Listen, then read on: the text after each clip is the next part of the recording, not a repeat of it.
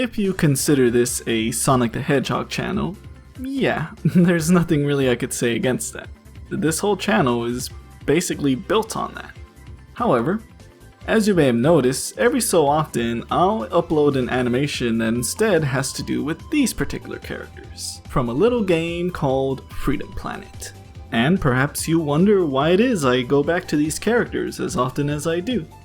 Well, to put it simply, I really enjoy the game of Freedom Planet, as well as its characters.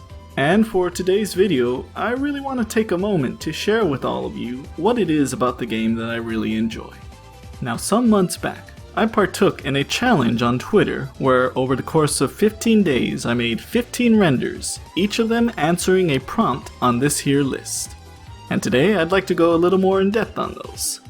So this isn't really a review of Freedom Planet per se, but more so a discussion of certain key moments, characters, and places that I personally enjoyed on my experience with the game.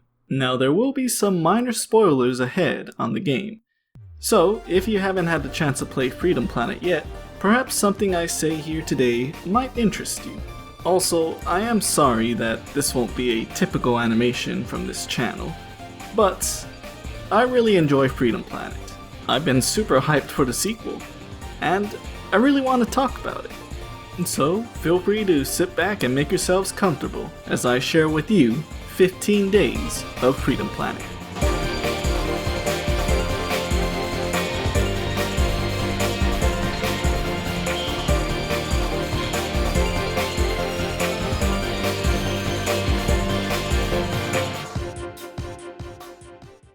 Who is your favorite character overall? Carol T, the Green Wildcat. As you can tell, I tend to lean on the sidekick characters in these mascot platformer games, and Carol's really no exception. I like her playful, tomboyish attitude, her cute moments. What if we bribe the guards? Carol? We don't have any of our belongings. Plus she has a bike that drives up walls. I also enjoyed seeing how, while she might not be as heroic or even considerate as Lilac is, You know what? You can come to our secret hideout. What? she's still motivated by her close bond with her friend.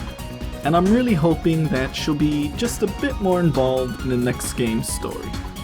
What's your favorite stage?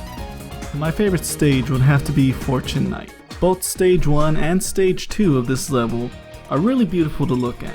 And the music, especially in the latter stage, it's up there as one of my favorite songs from this soundtrack. I also feel like this stage really showcases a lot of the love and attention that was put into this game in its finer details, such as being able to take a seat on a bench, solving a music riddle, restroom shenanigans, or just watching a character dance. Although this game can be played in a very fast pace, I usually find myself taking my time on this level. It's just a joy to play through. Which boss did you enjoy fighting most? Okay, so this is one that I really have to talk to you about. So my favorite boss fight is Fortune Night Stage 2, because it was at this moment in the game that I realized that I loved this game.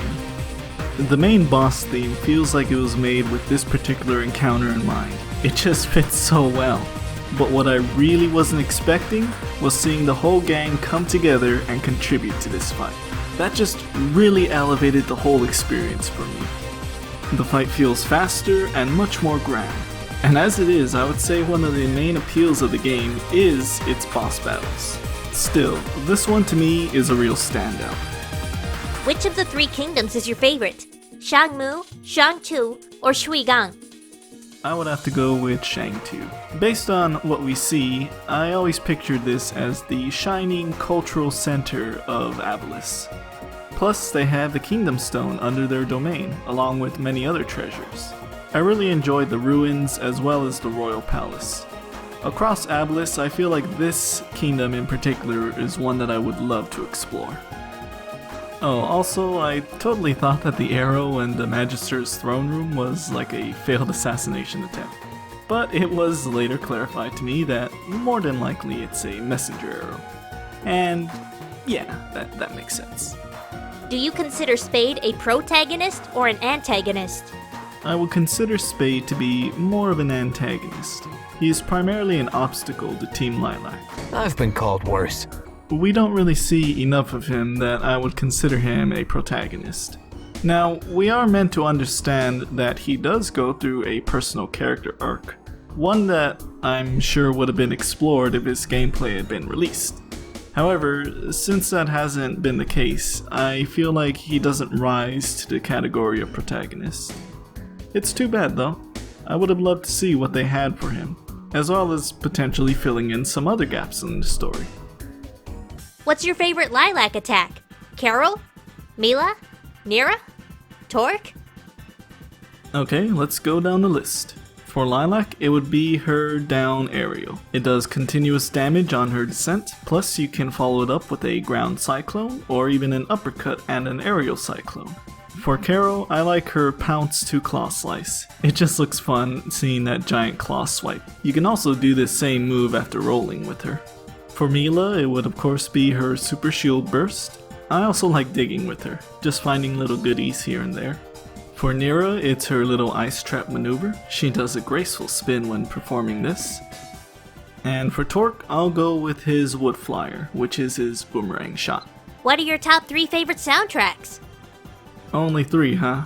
Okay then. Well, first off, I really enjoy Major Boss Battle. The energy from this theme is so good, it's a perfect boss theme.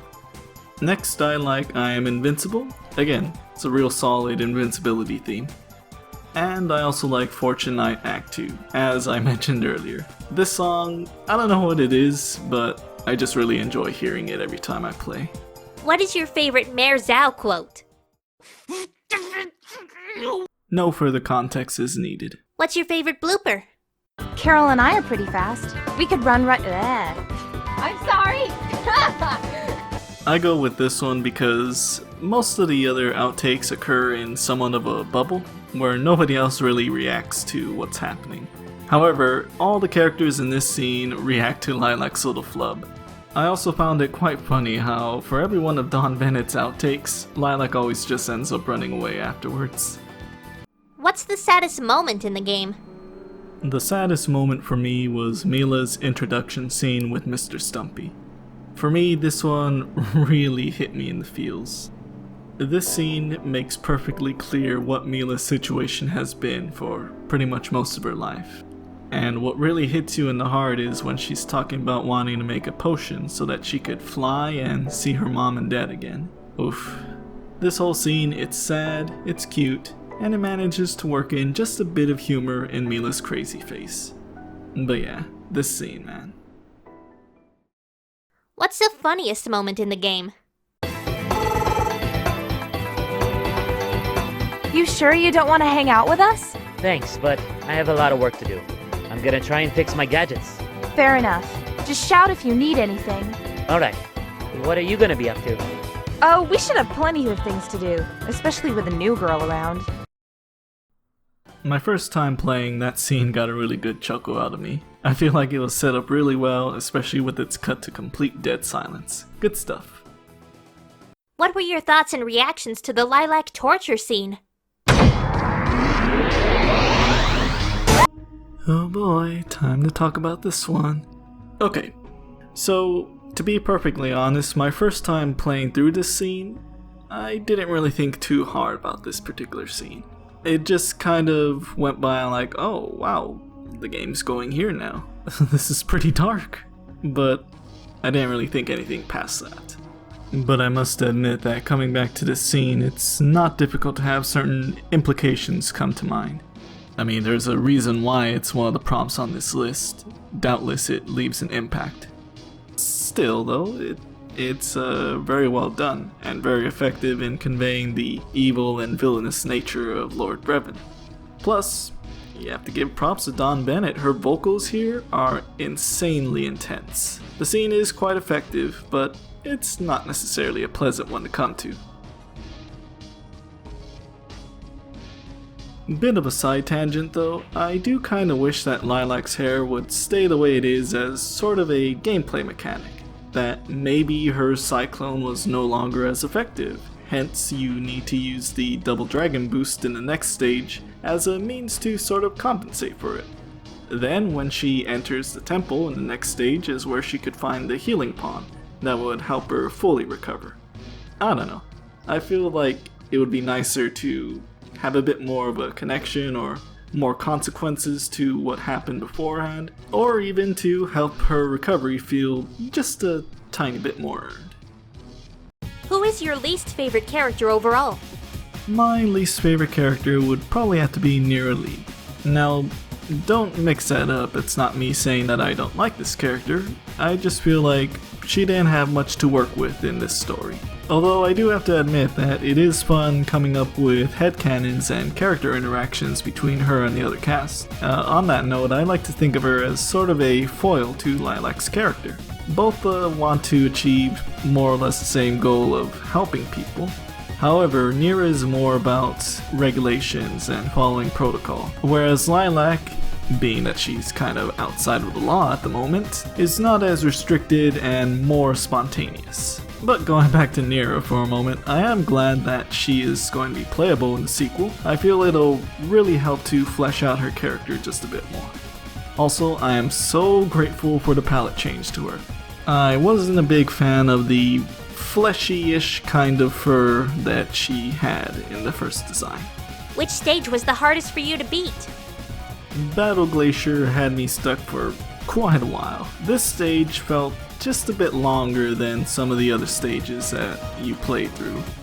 And also, when it came to the boss, a combination of impatience and not really learning the boss's attack patterns caused me to die a lot more than I'm willing to admit. I also had some trouble with Final Dreadnought 2 with that boss fight. You probably know what I'm talking about. What are you looking forward to in Freedom Planet 2? I'm most looking forward to more cute and fun interactions between the characters. And as we saw in the latest trailer for Freedom Planet 2, with the return of the sprite-based animation cutscenes, I'm really excited and happy to know that we'll be getting just that. I also really love all the tweaks that have been made to everyone's gameplay, especially Carol's. Although Carol was my favorite character in the first game, I found myself preferring Lilac's gameplay because it just felt really good moving with her. And a lot of her moves really flowed into one another quite well, much more better than Carol's did in any case. But after playing the sample demo, I'm really excited to see how far improved Carol's gameplay is. And overall, I hope to learn just a bit more about Carol and her sister and what their relationship is like.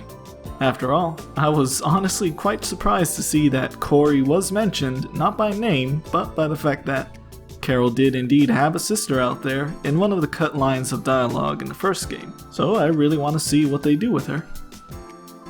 If there is one thing that I could say that I enjoyed above all else about Freedom Planet, it's that it wasn't afraid to slow down and give itself some time to breathe. Allow the characters to really just be themselves, having them interact with each other in scenes that don't necessarily have anything to do with the plot. But that was fine because that's how we connected with them. And that's how I came to really enjoy this cast and wanting to make videos about them. In fact, that's what got me into making videos in the first place. I really enjoy little character moments like this, especially since sometimes games just get really wrapped up into the plot and they don't find any reason to give us moments like these. But Freedom Planet did, and as you can clearly tell, I'm quite excited to see what's to come. And really, that's all that I wanted to share with you guys. I want to thank you all for taking the time to listen to this. Again, it's something a little different, but I do hope that there was something here that you still enjoyed. I'd like to take a moment to thank each of my patrons for making videos like these possible, especially TalesLover100, Sonic9324, Eva Ellen Miles, and DarkVampireDee. I also want to give a very special thanks to Flora T for making this awesome thumbnail art, as well as Mackenzie B for voicing the little prompt messages for me. And thanks again for watching the video. Take care now.